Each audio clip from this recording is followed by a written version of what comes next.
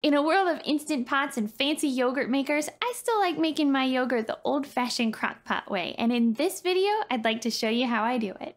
To make crock-pot yogurt, you need 1 gallon of milk, 1 cup of yogurt that has lots of live active cultures, and a large crock-pot. I definitely prefer whole milk when making yogurt because the higher fat content usually makes for a thicker and creamier yogurt. Pour your milk into the crock-pot, place the lid on, and turn it on high. You want the milk to get to about 180 degrees Fahrenheit, which usually takes about 2 to 2.5 hours for me. This temperature allows the proteins to set up right for the yogurt without letting it get hot enough to kill off the good stuff in it. You can test the temperature using a candy thermometer, and as long as it's close to 180, you should be good, but definitely try not to go over it. Turn the crock-pot off and allow the yogurt to cool down to about 110 degrees. At this temperature, it's warm enough for the cultures to work, yet not too hot to kill them off. For me, it usually takes about 4 to 5 hours for it to cool down to this temperature. If you're in a hurry, you can also do things to help it along, like skimming off the thick filmy layer or keeping the lid cocked to allow it to cool more quickly. Once it's cool, it's time to add your yogurt and bundle it up. Typically, you want to use 1 cup of yogurt per gallon of milk, but I usually just mix in the whole 32-ounce container as I know it'll get eaten. Ideally, you should be able to make a pot of yogurt and then take a cup out of that to use as your next starter, which I did for years. Eventually, that starter gave out on me though, and I went through multiple options and failures before I finally found a plain Greek yogurt that actually worked. After all of those failures, I usually just play it safe and buy a new container of yogurt each week for my starter. This still gets me 1.25 gallons of yogurt for about $12, so I'm not complaining. Mix the yogurt into the milk really well using a wooden or plastic spoon, and then place your lid back on your crock pot. Unplug it and wrap the whole crock pot in a bath towel or old blanket. You want to insulate it well so that it stays warm and allows all those beautiful cultures to do their work all night long so that in the morning you have thick, luscious yogurt. It should be pretty thick and creamy right away, but oftentimes it'll thicken up even more in the fridge. Feel free to enjoy a bowl right away and then place it in airtight containers or jars and store in the fridge. I love how with just a few easy steps, I have a whole crock pot full of yogurt. And once we add in a drizzle of honey or maple syrup,